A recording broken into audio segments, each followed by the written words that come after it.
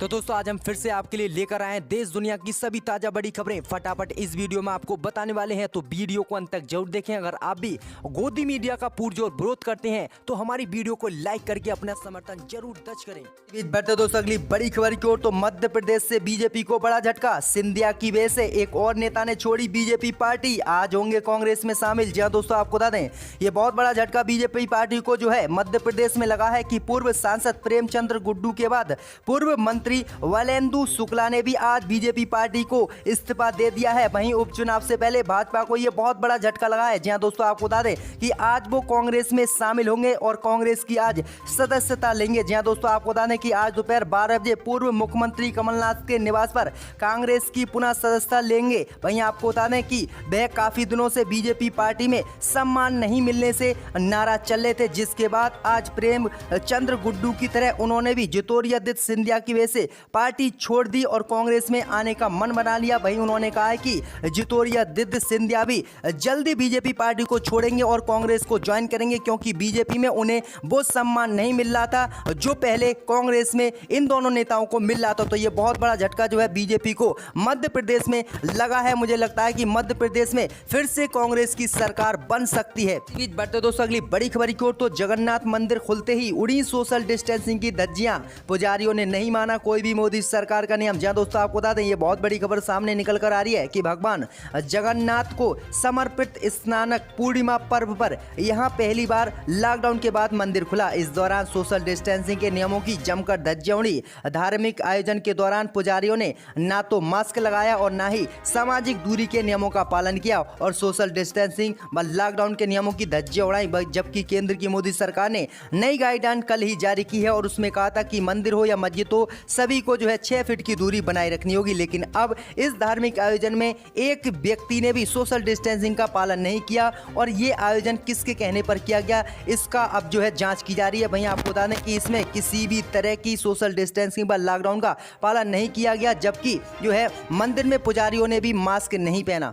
इसी बीच बैठे दोस्तों अगली बड़ी खबर की ओर। तो प्रवासी मजदूरों को लेकर सुप्रीम कोर्ट से मोदी सरकार को बड़ा झटका। सुप्रीम कोर्ट ने कहा कि 15 दिन के अंदर सभी प्रवासी मजदूरों को घर पहुंचाए मोदी सरकार। जी हां दोस्तों आपको बता दें ये बहुत बड़ी खबर सामने निकल कर आ रही है कि प्रवासी मजदूरों के मामले पर सुप्रीम कोर्ट में सुनवाई हुई। प्रवासी कामगारों की दुर्दशा पर स्वतः संज्ञान लेते हुए सुप्रीम कोर्ट ने केंद्र की मोदी सरकार और राज्य सरकारों को आदेश दिया है कि सभी प्रवासी मजदूरों को 15 दिन के अंदर बस या ट्रेन से उनके घर पहुंचाया जाए, क्योंकि प्रवासी मजदूरों ने जब से लॉकडाउन लगा है तब से बहुत परेशानी झेली है और लास्ट में मोदी सरकार भी उनकी मदद नहीं कर रही है। इसी को लेकर जो है सुप्रीम कोर्ट ने आदेश दे दिया है कि 15 दिन के अंदर अंदर मोदी सरकार कुछ भी करके सभी प्रवासी मजदूरों को उनके घर पहुंचाए। इसी बीच बढ़ते दोस्तों अगली बड़ी खबर की ओर। तो राहुल गांधी बोले फेल हो गया देश में लॉकडाउन, गलत समय पर अनलॉक कर रही है मोदी सरकार। जी दोस्तों आपको बता दें कि कांग्रेस के पूर्व अध्यक्ष राहुल गांधी ने मोदी सरकार के द्वारा लगाए गए लॉकडाउन को आज फेल करार दिया है। राहुल गांधी ने भारत में किए गए लॉकडाउन और अनलॉक की तुलना स्पेन, जर्मनी, इटली और ब्रिटेन देशों से की है और राहुल गांधी ने कहा कि इन देशों में लॉकडाउन तब लगाया गया जब यहाँ पर कोरोना मामले बढ़ने लगे और जैसे ही केस कोरोना मामले के कम होने लगे तो इन देशों में अनलॉक की प्रक्रिया शुरू कर दी गई। जबकि भारत में अनलॉक तब किया जा रहा है जब देश में कोरोना के मामले बड़ी तेजी के साथ बढ़ रहे हैं। तो ये राहुल गांधी ने काफी बड़ा हमला बोला। वहीं राहुल गांधी ने कहा कि लॉकडाउन से ना तो देश में कोरोना महामारी रुकी और इससे पूरी अर्थव्यवस्था भी तबाह हो गई और पूरा देश परेशान भी हुआ। और आगे राहुल गांधी ने कहा कि ये पूर्ण रूप से फेल हुआ है और लॉकडाउन केंद्र की मोदी सरकार ने बिना किसी जल्दबाजी के, बिना किसी नेता की सलाह लिए, बिना किसी विपक्षी पार्टी की सलाह लिए देश में लगाया, जिससे कि ये पूर्ण रूप से फेल हुआ है। और पिछले 24 घंटे में अब 10,000 से ज्यादा केस आ रहे हैं और मोदी सरकार अनलॉक करने में लगी हुई है। तो ये बहुत बड़ा बयान राहुल गांधी ने दिया है।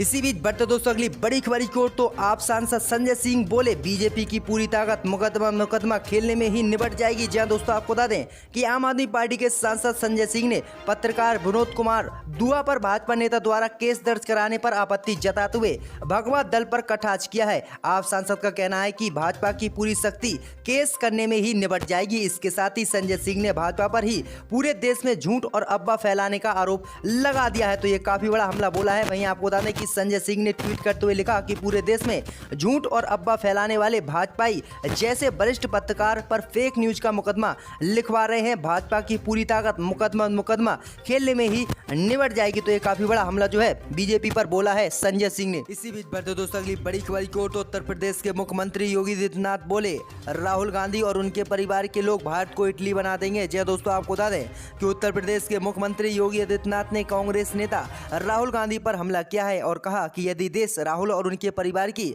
बात सुनेगा तो वो भारत को इटली बना देंगे। मुख्यमंत्री योगी आदित्यनाथ ने आगे कहा कि कांग्रेस के पास आजादी के बाद से लेकर अब तक देश की सत्ता रही है, लेकिन उन्होंने जनता को सिर्फ बेवकूफ बनाया है। आगे उन्होंने कहा कि प्रवासी मजदूरों के पलायन के लिए भी कांग्रेस को ही योगी आदित्यनाथ ने दोषी ठहराया है। उन्होंने कहा कि कोरोना वायरस से लड़ने के लिए यूपी पूरी तरह से तैयार है और जिस तरह से प्रवासी मजदूरों का इतने बड़े पैमाने पर पलायन हो रहा है, इसकी जिम्मेदार भी कांग्रेस और कांग्रेस पार्टी है। तो ये काफी बड़ा हमला जो है योगी आदित्यनाथ ने कांग्रेस पर बोला है। इसी बीच बढ़ते दोस्तों अगली बड़ी खबर की ओर। तो कांग्रेस का प्रधानमंत्री मोदी पर हमला, कहा आत्मनिर्भर भारत एक और जुमला। जी दोस्तों, आपको बता दें कि कांग्रेस ने आत्मनिर्भर भारत से जुड़ी प्रधानमंत्री नरेंद्र मोदी की घोषणा को एक और जुमला करार देते हुए शुक्रवार को कहा कि प्रधानमंत्री मोदी को भविष्य की आर्थिक नीति के बारे में बताना चाहिए। पार्टी के वरिष्ठ नेता कपिल सिब्बल ने यह दावा भी किया है कि ये सरकार विश्वविद्यालयों में शोध एवं नवोन्मेष पर पर्याप्त धन खर्च नहीं कर रही है, जबकि देश विकास एवं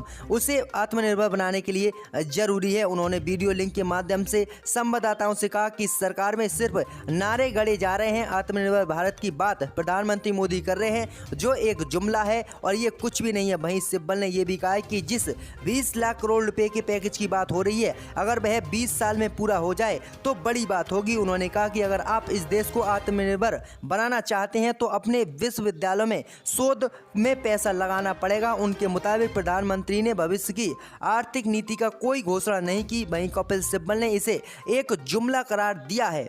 बड़ी खबर की ओर। तो ममता बनर्जी ने केंद्र की मोदी सरकार पर बोला हमला, पूछा क्या ये राजनीति का समय है। जी दोस्तों, आपको बता दें कि पर्यावरण दिवस के मौके पर एक कार्यक्रम में पहुंची पश्चिम बंगाल की मुख्यमंत्री ममता बनर्जी ने बीजेपी पर जमकर हमला बोला है। ममता बनर्जी ने कहा कि एक आपदा के समय में सभी से आग्रह करूंगी कि वे राजनीति में शामिल न हो और ये सुनिश्चित करें कि लोगों को राहत मिले। मुझे दुख होता है जब हम लोगों को त्रासदी से बचाने के लिए काम कर रहे थे। वहीं आगे उन्होंने कहा कि एक पार्टी लगातार अभियान चला रही है कि उन्हें बंगाल में सत्ता से हटा दें और हमें वोट दें। ममता ने बीजेपी पर निशाना साधते हुए पूछा है क्या ये राजनीति का समय है। वहीं ममता ने अपने संबोधन में आगे प्रवासी मजदूरों का भी जिक्र किया। उन्होंने कहा कि कुछ लोग प्रवासी मजदूरों को लेकर हंगामा कर रहे हैं, लेकिन हमें पैसा नहीं दे रहे हैं। हमने उनके ट्रेन और बस का किराया चुकाया है। करीब 10 लाख प्रवासी मजदूर वापस बंगाल लौट चुके हैं। तो ये काफी बड़ा बयान जो है ममता बनर्जी ने दिया है।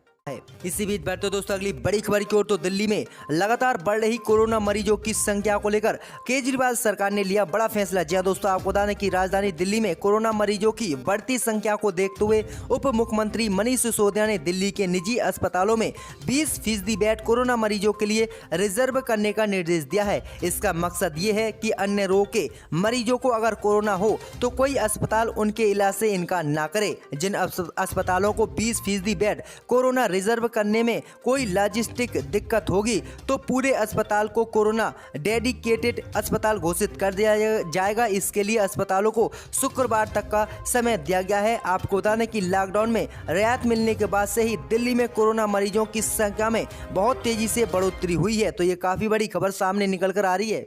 इसी बीच बढ़ते दोस्तों अगली बड़ी खबर की ओर। तो बाहर से आए मजदूरों को 10,000 रुपये नगद भुगतान करे सरकार। तेजस्वी यादव। जी हां दोस्तों, आपको बता दें कि बिहार में नेता प्रतिपक्ष तेजस्वी यादव ने मांग की है कि सरकार बाहर से आए मजदूरों को 10,000 रुपये नगद भुगतान करे, उनको रोजगार देने के लिए बने रोड मैप को सार्वजनिक करे, साथ ही रोजगार के लिए हर जिले में कैंप लगाए, विशेष सत्र बुलाकर खर्च को रिवाज कर रोजगार और इलाज पर खर्च बढ़ाए। उन्होंने पुलिस मुख्यालय से जारी उस पत्र पर कड़ी आपत्ति जताई जिसमें कहा गया है कि प्रवासी मजदूर परेशानी में हैं, कुछ गलत कर सकते हैं, इससे विविध व्यवस्था की समस्या उत्पन्न होगी, लिहाजा पुलिस इसकी तैयारी पूरी कर ले। तो ये काफी बड़ा जो है बयान दिया है और मांग की है नीतीश सरकार से तेजस्वी यादव ने।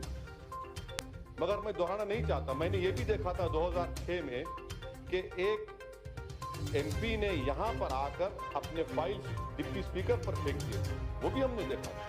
और वो उस वक्त कौन थे हम जानते हैं। मगर ये जिम्मेदारी सबकी है सर, और यकीनन जो अपोजिशन की तरफ से एहतजाज हो रहा था इसलिए हो रहा था कि दिल्ली में जो नस्ल कशी हुई है उसके बारे में बहस हो इस ऐवान में।